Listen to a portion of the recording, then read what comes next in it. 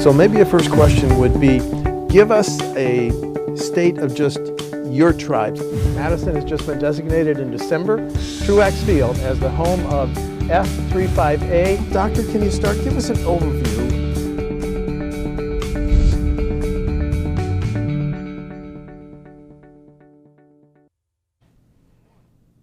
On September 6th, Governor Tony Evers named Melissa Hughes, an executive with Organic Valley, as CEO of the Wisconsin Economic Development Corporation. So a few weeks on the job, I want to welcome you to the Newsmakers interview. Thank you very much. Thank you. Glad to be here.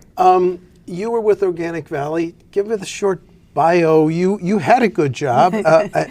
Tell us about that organization, that co-op. So I had probably one of the most amazing jobs in the country. I always say one of the best lawyering jobs. So I was general counsel and chief mission officer for Organic Valley. I joined them in 2003. So I was with them for 16 years, and first as general counsel, and then my role expanded because of my involvement with the industry and with government relations to chief mission officer, because the mission of OV is to save family farms today and for future generations. And so I got to talk about our mission and the good work that we do.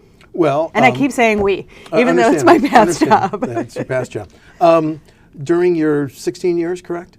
Organic Valley grew from what to what? Number of products, the volume? Yeah, when I joined, we had about 500 farmers, and today we're over 2,000 farmers. So we're a farmer-owned co-op. So our farmers are our owners, and we have them 36 states, Australia, and Great Britain. Australia? Yeah. What do we get from Australia? We import grass-fed organic beef. There's an amazing co-op that is growing, raising cattle on the vast ranches in Australia organically, and so we work with them. You had a great job, and then what happened? Did you raise your hand and say, "Hey, I'd like to be CEO of WEDC"? We're fond of saying the governor called, and so I was approached to see if I'd be interested, and I was so excited to go through the process and tell folks about the good work that Organic Valley is doing, and the process just kind of kept going, and then literally the governor was kind enough to call and offer me the position, and I couldn't say no at that point. Well, what was the first question you asked about WEDC when the governor's on the line, or one of his aides? One of the first questions I asked, well, to be honest... Because the shorthand is that it's the state jobs agency. Yeah. Is that a fair shorthand, journalistic shorthand? I think it's a fair shorthand, because the metric that we often use to measure success is whether or not jobs are being created through the work that WEDC is doing. I think as we go forward, one of the challenges is to say, is that the right metric? Is there a deeper, more meaningful metric that we should be looking at? Because, just granting funds or using tax credits and saying, oh, it's just one number, I think it's a lot more complicated than that. And that's what I've been learning in the last 30 days, how complicated it is. But I think there's a real opportunity to really meaningfully understand what success looks like. The agency administers $3.1 billion a year in tax credits, grants, loans, and bonds. So you've had to come up to speed in all these areas. It's a big job. It's a big job, Steve. First impressions, the first month on the job? My first impressions are that there is an amazing network of economic development already happening in the state. So I spent the first 2 weeks on the road going and visiting all sorts of projects. I'm kind of a tactical person, and I needed to see it in my own eyes rather than just read about it in a operations plan or something like that.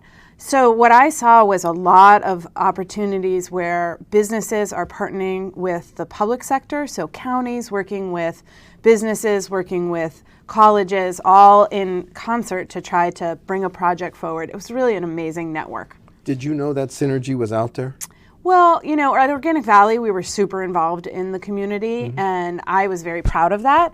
And to see it happening around the state is really amazing, because it's happening a lot more than I thought. In its story the day you were appointed, the State Journal said that it could find no political donations by you to any Wisconsin politicians or any politicians. You were not politically involved at all? Our work at Organic Valley always was I was very politically involved, but on a federal level. Oh, okay. So because Organic Valley is reliant on the USDA National Organic Program, we were really focused on making sure that the federal world was listening to us and needed to make sure that the organic standards stayed very strong because that's what consumers expected. But really, that didn't even mean that I was involved that much in political contributions and things like that. I was busy raising my family and doing my job, and that's what I've been really focused on. Well, as you transition into WEDC, is it an advantage or disadvantage that you weren't politically involved at a state level? No donations and no real I think it's an activism. advantage because when I am having conversations, I've been visiting lots of senators and lots of folks around the state. I don't care really whether somebody is Republican or Democrat, and I hope they don't care whether I'm Republican or Democrat. What I want is good ideas that are going to advance the state. In your role at Organic Valley, I just have this question. Was the Farm Bill bad or good for that organization and farmers or organic farmers? It's kind of two sides. On the one side, the organic farmers that I worked with that are our owners don't really participate in a lot of the farm programs. Oh. The organic marketplace is very separate than conventional agriculture, and that's one of its strengths. And probably also one of the cons is that it really didn't participate in things like subsidies or farm programs. But on the other hand, as I mentioned, the USDA National Organic Program is very important. So from a Farm Bill perspective, when it involved that, the Farm Bill was really important. And then the other side of that is a follow-up question. Has the organic farming been hurt by the tariffs? Or I think insofar as the tariffs have created a glut in the marketplace and oversupply, that's going to hurt all of agriculture. When there's too much supply versus demand, that makes it hard for everybody. Okay, the governor campaign in terms of economic development on taking some of the emphasis away from a statewide organization and empowering regional and local officials. Now, you alluded to that earlier. Yeah. Does this amount to reorganizing your agency and taking staffers from Madison and putting them out in the regions? Or how do you empower, going along with what the governor campaigned on, local and regional officials? I think what the governor is getting at is that the best decisions about what's going to help a community are made within the community. And we have an amazing, as I kind of said, we have an amazing network of economic development all around the state. There's 9 regions for the state, and then within each of those regions, there are county economic developers, there's chambers of commerce, there's city economic developers. So there's a whole network, and the key is having a really strong network, and WEDC has really facilitated that in the last few years, and that network is, from what I've learned, working really well. As I traveled around the state, resoundingly, what I heard was that WEDC has been great to work with and has really opened doors and provided opportunities for communities. Now, you toured the state with the governor, and Yep. this was part of you getting to know your job Yeah. and these different parts of it. Yep. So that's your big takeaway. There's already this partnership with WEDC and the local chambers and other economic development officials? There's already a really good network, and I think the key now is making sure that the tools are available for each part of that network to use, to go up and down the whole value chain of economic development, whether it's at the local level all the way up to the state level. So now looking at the tools, I think, is really the next step for my job. Tools? Tools. What tools? All the different tools that WEDC and the state have at its fingertips. So there's grant programs, and there's loan programs, and there's tax credits, the whole gambit from a smaller Main Street program all the way up to the tax incentives that most folks are aware of. But those smaller tools are really important because they're going to be the catalyst for small businesses or for rural communities to do something. And one of the things I hope to do is maybe take a little bit of focus off of talking about the big picture, the big achievements, and look at these small things so that folks know, oh, I could access that program, or I could do that. That would work for me. The Haribos or the Komatsus, those aren't going to work for everybody, but I want to make sure that everybody has access to the full range of tools that we can deploy. Has the agency in the past, do you think, emphasized urban areas, southeast Wisconsin, at the expense of or shortchanging rural areas, Melissa? Well, I think we've heard a lot about the big achievements, the Foxconn or whatever it is, but there's hundreds of projects all around the state, and whether they're rural or urban, I don't know that anybody's been shortchanged. It's just let's look and see what we can do going forward. Do we need a new major campaign or emphasis on rural areas? I think we need to take a hard look at rural areas present a particular nut that's hard to crack. If you look at an urban area, if you look at an economic development project, the key is having a group of people that are coming together that are championing a project. And so naturally in rural areas, you're going to have less groups of people. And getting those folks to come together and come forward with an idea and really have momentum to carry it through, that's the key. And so I think we have to look and see, how do we facilitate those groups of people to feel empowered to move something forward and to be encouraged and to have the confidence to move something forward. Are those leaders in rural areas out there with a vision for the future? Did you meet them when you toured the state with the governor? I saw sparks in every place that I visited. Some had really already burnished into fires, and some were still sparks that it's like, come on, little fire, let's go, we can get this rolling. But I saw something in just about every community that I visited. Now I want to go back, and that was a quick trip, and I want to go back and focus and really understand what are the keys to getting that little spark to turn into a fire. You must have heard as you toured the state the importance of broadband and the internet. Yeah. Was that a common concern about people in rural areas with a vision for the future, with an idea, the spark for the future? Let me tell you the three things that I saw and heard throughout the state, whether I was in an urban area or a rural area: broadband, housing, and workforce. Those were the three themes that I saw and heard again and again. Did that surprise you, those three? That it was so focused on those three was a little surprising. It was broadband, interesting. What? And housing and workforce. And workforce. Yeah. There's a major conference coming up on November 25th. The governor's going to speak at it at Workforce. Where are your thoughts on how we can prepare the workforce for the future? Well, again, I might be a broken record, but this network of strength that I saw focused on the business, saying we need the workers, and this is the type of worker we need. The public doing what it can to provide strong communities where folks want to be with a quality of life where they want to be. And then the colleges, whether it's tech colleges or the UW system, providing the training for those workers to be able to, walk into a job right now or 5 years from now. Also on the education side of things, I visited a Fab Lab in Phillips, which is a program of WEDC, and amazing work that can happen in the high school to teach kids how to use 3D printers and how to use different programming, and then at the same time walk into another room and learn how to weld and use these amazing big machines to cut metal and do things like that. So that when they walk into a manufacturing facility, they're right at home. They understand, like, okay, I got this, no problem. We've talked about broadband, we've talked about workforce. What did you hear about housing issues, please?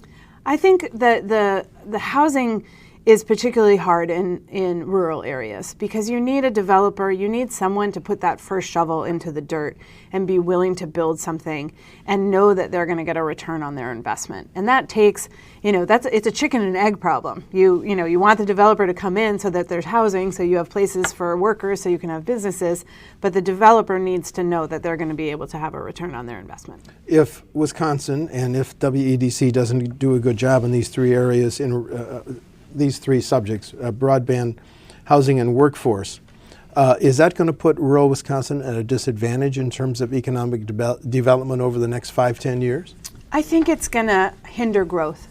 And growth is really important for developing wealth and developing the ability to invest back in your community. So I think it will, it's going to keep the growth slower than what we should be able to accomplish with the strength that is Wisconsin. How much emphasis do you think WEDC should put on the areas like Kenosha and Racine? You mentioned some of these. Amazon is there, Haribo is there, Foxconn is building.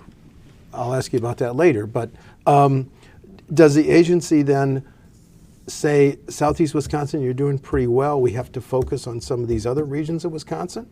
I think there's big questions, Steve, that we need to have a group conversation about. And whether those questions are, do we focus on big things? Do we focus on small things? Do we focus on new business into Wisconsin? Do we focus on the strengths that we have? It's not for me to decide. What I want to do, and one of the things that I learned to do when I worked for a cooperative of 2,000 farmers, is to have the conversations with, East Coast farmers and West Coast farmers, or big farmers and small farmers, dairy and egg. There's opportunities to find what's the common ground. I was thinking, the Foxconn project is a great opportunity. How could you ever ask for a better conversation about economic development? Because now you have people thinking do we want that kind of development or do we want that kind of development? You need to have that kind of a catalyst and a challenge to have that conversation. And it's exciting to hear people give me their opinions. Some folks express such excitement about the advanced technology that the Foxconn project is opening folks' eyes to. And some folks are saying, okay, let's make sure that the state's investment is worth it. So all these conversations wouldn't have happened but for Foxconn. So it's a great opportunity to kind of bring these things forward and to get a real consensus about what we think success is for WEDC, for Wisconsin, and for economic development in the state. Foxconn is building this giant complex in Mount Pleasant. Have you had a chance to visit it yet? That is the place I have not been yet. Okay, well, don't feel alone because WisconsinEye has asked to get a tour of it, and we haven't either. Okay. So do you have plans to go to the complex? I don't have concrete plans. I'm looking forward to meeting the leadership of Foxconn in the coming weeks and, getting down to the area and seeing the project. I hear it's really a massive project, and so I'm excited to put my eyes on it. There are reports that both from the governors and Foxconn that they would like to seek at some future amendments of the original contract. The original contract, of course, said you would be eligible for up to $4 billion in tax breaks if you invest $10 billion and create 13,000 jobs. Now, you and I understand that they don't get any money if they don't do these things. That's right. But do you have any indication of how they might want to amend the original agreement? I'm like I mentioned, I'm going to be meeting with the Foxconn leadership, and I really feel that it would be disingenuous to express anything I, think I know or might know until I have a chance to sit down with them and meet them at face-to-face, and I'm really looking forward to that. Okay. You think potential for the WEDC board to vote on potential 6 months, 9 months, 2020? Yeah, I'm not able to say. Really, I'm not. Okay. Yeah. So you're still going with the original agreement up to $4 billion in tax breaks until you hear something different? That's right. Yeah. Okay. So what questions, when you haven't yet met Foxconn executives in Wisconsin, what are your questions as head of WEDC for them? I think that my questions are they satisfied with the state's performance? The state's been doing a tremendous amount of work. The local regions have been doing a tremendous amount of work. Are they satisfied with what the state has brought to the table and making sure that we're doing what we need to do under the agreement to facilitate their business moving forward? Okay. Foxconn being successful is really important. And the state being successful, really important. So how do we make sure that we find that path towards success for both? Do you have enough information yet to know if Foxconn will be making something 1 year from now when you and I sit down again? I don't have enough information to know that right now. Okay. There was a report recently, last 2 weeks, that Wisconsin lost 5,000 manufacturing jobs. Is that a result of the Trump administration tariffs? Is this a temporary blip? Because the context here is Wisconsin is either number 1 or number 2 with Indiana in terms of manufacturing jobs. They're high paying, but there's also some very experienced manufacturing workers that are retiring. 5,000 jobs lost. Temporary blip, or do you have real concerns? So let me put it in a little bit of context because this is fun, Steve. This is the things I'm learning about Wisconsin right now. So Wisconsin has 9,400 manufacturing companies in it, which translates to 475,000 jobs. So putting 5,000 jobs, and we're not 100% sure about that number. It's a monthly number. That kind of puts that in context. And 5,000 on a base of 475,000. Right, Thank right. you. And I think what I've been looking at, first of all, is learning about the amazing manufacturing industry in Wisconsin. We make things Yes. like crazy. I thought we mostly grew things, but we actually build a lot also. And so getting the chance to go and visit, I visited 3 or 4 different manufacturing plants while I was on my trip. One of them in particular, Metal Era in Waukesha.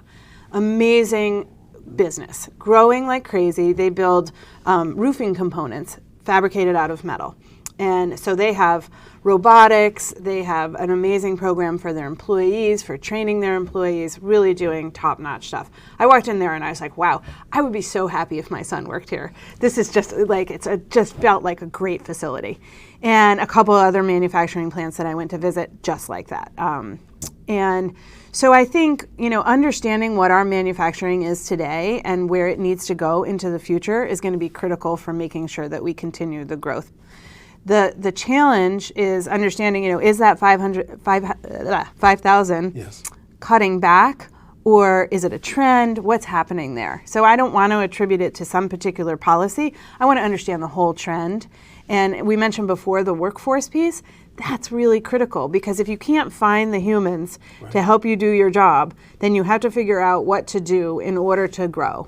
And so I see right now the manufacturing in Wisconsin is grappling with that issue. You have presidents of companies who are packing boxes because they're short on people. And when they're packing boxes, they're not thinking about how to grow their business. They're not having conversations with customers and things like that. So making sure that the presidents of these companies don't have to worry about who's doing the jobs, that they have a good workforce, then they can think about how to grow and where to grow. Those manufacturing sites that you mentioned, all of them probably had now hiring signs up, correct? Yes. Should we change the state motto from forward to now hiring? I have heard that's the favorite sign in most towns these days. And now when I see for sale or not, I'm sorry, for hire, I think that, yeah. Well, that's one of the defining issues as we go forward for economic development, right? In addition to broadband, especially in the rural areas, housing, and our workforce. So are you going to be part of this active dialogue? What you mentioned the UW system and the tech colleges. Is that part of your job description? I think that my job is to bring people together. The other folks I'm really going to be talking to are my fellow secretaries in the other agencies. And really, as the governor has demanded and talked about, let's connect the dots between all the agencies. So if you think about housing, that's my friend Joaquin at WEDC, and Caleb is on workforce. And we need to be talking to the Public Service Commission about broadband and making sure that we're all figuring out how to work together, because there's really no sense in deploying dollars for certain projects if it's going to fall short because there's no housing for the workers, or the broadband isn't there in order to make a smart facility work smart. Do you see your job as a quasi-ambassador? Are you willing to go on the road to some state and talk to a company and say you should come to Wisconsin? If so, what's your elevator speech? You ought to come to Wisconsin because, go ahead, it's your elevator speech. It's the hardest working group of people I've ever met in my life. Done. That's it.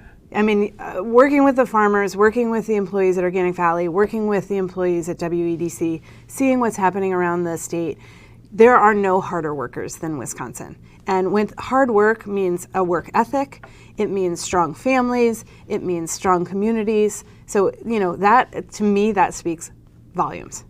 Now, you're the 4th CEO of WEDC. Your predecessor, Mr. Hogan, I'm going to put it bluntly, I kind of inherited, not a mess, but a controversial agency. Mm-hmm. There was critical audits, and Mr. Hogan addressed that, and he changed a lot of procedures. Has the controversial history of WEDC, do you think, is it still behind you? You still wake up worrying about potentially critical audits? Mm-hmm. How is the organization changed, do you think, in response to some of these past controversies, long before you got there? I have a huge thanks to give to Secretary Hogan. He developed a foundation of processes and workflows that assure that there is a path for each grant and each incentive that's given that is very well documented and very thoughtful. I frankly don't have that skill set, so I'm so glad that he set that foundation. And what I'm fond of saying is the car engine is running really, really well. Mm-hmm. And let's stop standing around and staring at the car engine, because we know it's running really well, and let's as a group decide where we're going to drive the car. And as a group, I mean the legislator, the governor, the taxpayers, the economic development folks all around the state. Let's have a good conversation about where we want to take this car that is the great state of Wisconsin. This traditional economic development debate, which is done nationally, how much help should how much tax dollars should be put in as an incentive to a company to either expand here or relocate here? What's your philosophy on that? My philosophy is that a company that wants to stay in Wisconsin or relocate to Wisconsin needs to be a company that's willing to be a strong partner of Wisconsin. So we mentioned, you asked me before we started about the Molson Coors. Yes. Molson Coors is an example of an iconic Wisconsin company. They're bringing their headquarters from Denver. Molson Coors, Miller Coors, Molson, excuse me. I'll get it right eventually. Molson Coors. Thank you very much. They're bringing their headquarters to Milwaukee with, I think, a few hundred high-paying jobs. Is that contingent on WEDC tax incentives? So we talked about how the process for working with a company goes. It's all confidential, and there's two reasons for that. One is to protect the competitive edge of the company, and one is to protect the competitive edge of Wisconsin. If you could imagine, it's like any other business negotiation. So I'm not going to mention that, but the reason I brought up Molson Coors is because those are the kind of companies that we want to have in Wisconsin. They're long-term Wisconsin friends and partners, and if someone wants to come to Wisconsin and relocate to Wisconsin, we hope that they're going to be here for the long term. One of the things that I learned at the co-op was, if you have a 50-year outlook, then that really puts a whole different vision on what you're trying to do. You're trying to create, we knew 50 years from now we're going to be selling organic dairy products. 50 years from now, we're going to be selling Wisconsin, and we're going to be in Wisconsin with our partners that hopefully are starting today, whether it's an entrepreneur or an innovator or a long-term company that's deciding to keep its folks here. Wow, you've become quite an ambassador in only a month on the job, right? Well, I've been in Wisconsin for a long time, and I raised my kids here, and it's an amazing place, and we're so lucky to have it. And I'm looking at it with all new eyes now. And even though I've been here for 16 years, now I drive down the highway, and I'm like, what's that building? What's happening there? Well, you just said, okay, let's look 50 years out. I'm going to ask you to look shorter, over the next 3 years. You'll be a successful CEO if, over the next 3 years, finish that sentence. I'll be a successful CEO if, when a company is considering a project or an expansion or doing something or needs something, they say, we want the state at the table helping us. We want WEDC to come here and talk to us about our vision for our business and how WEDC can be a part of it. If I have businesses thinking about how they can partner with us right away before they ever start to put pen to paper about a project, I've succeeded, because I think the state being at the table can help expand a vision of what a project can be like, and that's only going to help Wisconsin. Are you the closer of those deals?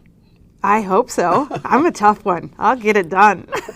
Melissa Hughes, CEO of the Wisconsin Economic Development Corporation. Thanks for coming in. Thanks so much. Please come back. I will. Thank you very much. Thank you. This program is a production of WisconsinEye, an independent, nonpartisan, nonprofit media network with a mission to inform, educate, and engage the citizens of Wisconsin. WisconsinEye is the nation's first and only independently funded state civics broadcast network, providing gavel-to-gavel access to government proceedings and events at the state capitol. WisconsinEye would not exist without generous donors like you. Please visit wisci.org to make a donation today.